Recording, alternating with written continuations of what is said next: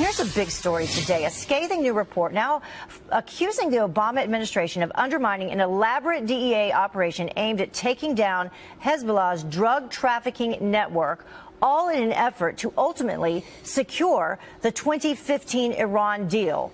Here now to react is former financial intel analyst for the Treasury Department who worked to publicly designate individual terrorists for the United Nations, Morgan Ortagus. Thank you so much for joining us this morning. Good morning. So to break this down for people, this was called Project Cassandra. And what it did, it allowed the DEA to get evidence that the terrorist group was actually amassing, $1 billion in drugs and weapons. But then when they wanted to do something about it, the brakes were pulled, basically. And according to the report, it wasn't also just the DEA. It was actually over 30 different intel agencies that were a part of the U.S. government and our allies working together on this. So this was a project that spanned over many years of the Obama administration. Remember, Heather, that Hezbollah is an Iranian-backed Shia terrorist organization, and they're wreaking havoc around the world in the Middle East. But just in June of this year, U.S. authorities, federal authorities, arrested Hezbollah agents for looking to potentially attack the United States. So Hezbollah is a terrorist group that has been a menace in the region for a long time, but they're incredibly well funded, not only by the Iranians, but by the fact that they're able to traffic drugs, theft, money laundering all around the world to fill their coffers. So all of this money coming into them, why in the world would the brakes be pulled on all these organizations, not just the DEA? And how would it tie in to the success or failure of the Iran deal? So in the Politico report, it was not just a few disgruntled DEA agents that came forward. The Politico author said that he interviewed dozens of people who were a part of this. So it was very extensive research. And while they didn't offer explicit proof that the Obama administration politically stopped these prosecutions, a former Treasury official, Catherine Bauer, testified before Congress that these prosecutions were slowed down in order to make room for the Iran deal. Now, this isn't the first allegation against the Obama administration that they were doing things to placate the Iranians in order to get the deal through.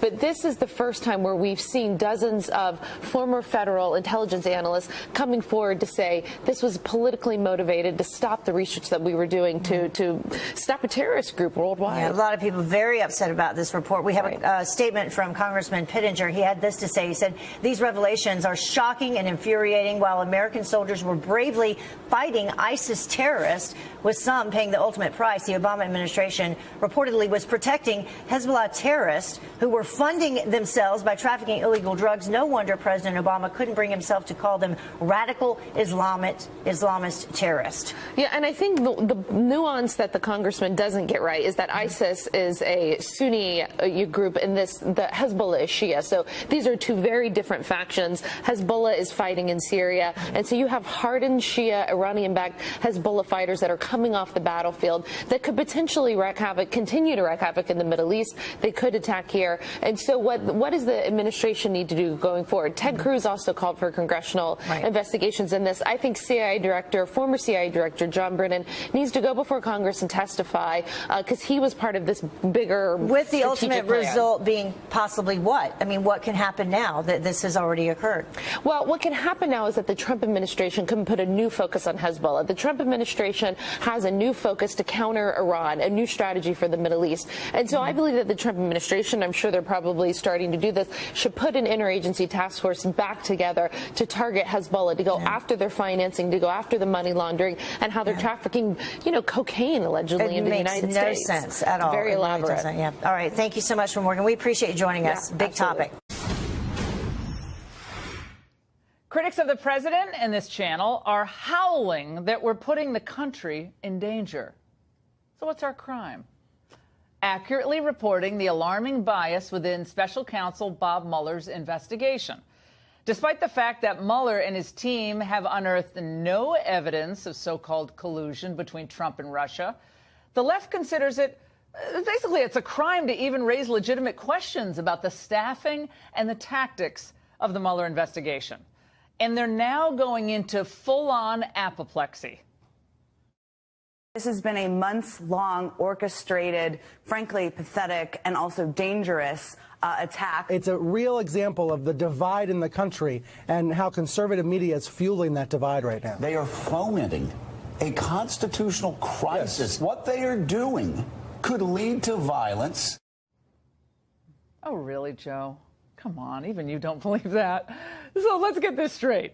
The Democrat smear machine can run 24/7 maligning President Trump.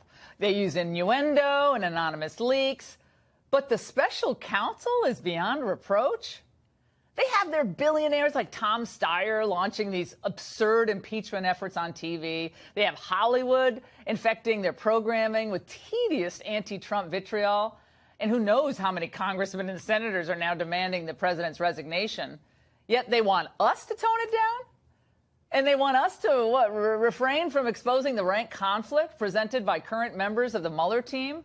People like Jeannie Rhee and Andrew Weissman, we can't mention them? In their warped worldview, you can call for a president who, by the way, oversees the FBI to step aside because of decades-old allegations, but we can't call for the resignation of Deputy FBI Director Andrew McCabe, who's at the heart of this entire mess? Oh, isn't that nifty? It's like heads you win, tails we lose. Nice try. We have every right to report on the abuse of power within any agency of government, a principle Democrats used to favor. Indeed, if anyone has attacked law enforcement unfairly over the years, it's the Democrats and their enablers in the media. Who can forget fanning the flames in St. Louis or Baltimore? This is the same media who denigrated law enforcement officers for years in defense of social justice warriors and false narratives. When we equip police with all these powers and no training, that doesn't just affect one segment of the community. That impacts everybody. Let's make that clear. The city's not burning because of these protesters. The city is burning because the police killed Freddie Gray. I do not trust this. Oh, they're bad, so they must have done something wrong and they deserve what they had coming rationale, which is the same one we hear from the CIA as we hear from police in a case like Michael Brown. Our hearts are out there marching with them. They never challenged the lie of hands up, don't shoot. And remember, they lapped up the false narrative that the police killed Freddie Gray. It was all a crock. It was all done to cast aspersions on police and empathize with certain minority activists. Law enforcement did not get the benefit of the doubt in those cases, and oftentimes that is the case with them. So no, I'm not dissuaded for a nanosecond by their phony claims of shock and dismay over conservatives who have the temerity to challenge Bob Mueller, Jim Comey, and Andrew McCabe. And let's not forget what the president said last week about the rank and file of that very agency of the FBI. When you return home to your local precincts, I want you to deliver a message to your fellow officers. The President of the United States has your back 100%. Yeah, definitely sounds like he and his followers don't support the FBI. Look, the fact is, what the left is really irked about, let's be honest here, is that the president is actually following through on his major promises. And by the way, we saw this today with the announcement of our new American security strategy. Henceforth, we will use a principled realism to deal with our allies and our adversaries. We see China now for what it is. It's a state-run power aggressively seeking global dominance. We'll work with them when they can, but we have our eyes wide open. Same with Russia. Although, let's face it, they have an economy smaller than France's. It's not quite China. Our approach to the world now will be consistently grounded in our America First ideal. It's a total, complete repudiation of Obama's citizen of the world claptrap that we heard about so often for his 8 years. So no wonder the left is totally unhinged. Soaring economy, tax reform about to pass, confidence high, ISIS smashed, deportations up, foreign policy refocused. And no, we are not tired of winning, but as we do so, we will continue to ask uncomfortable questions at times about Bob Mueller's team or any other part of the government where corruption might lie. It's our job.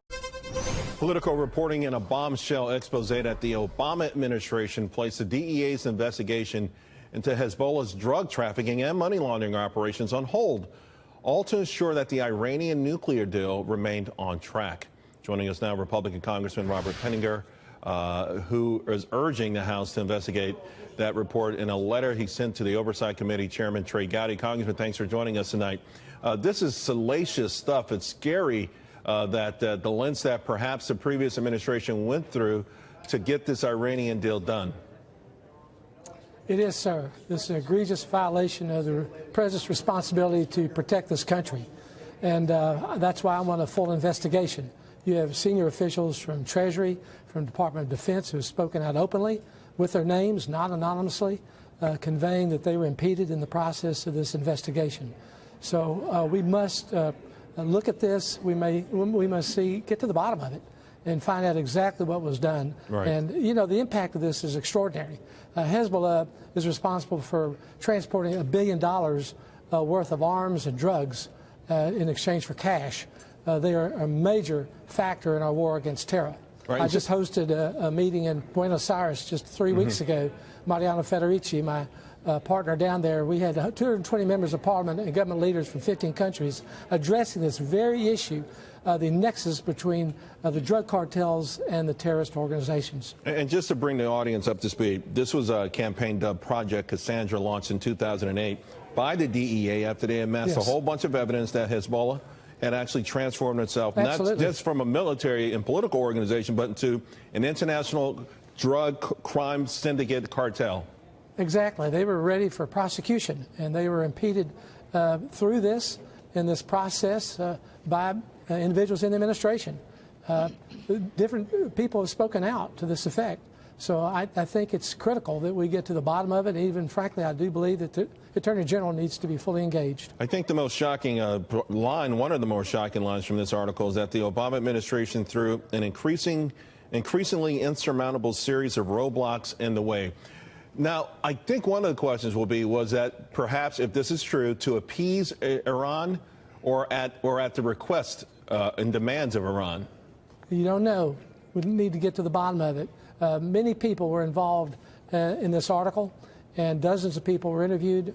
A number of them are named personally. This is well researched, well sourced document.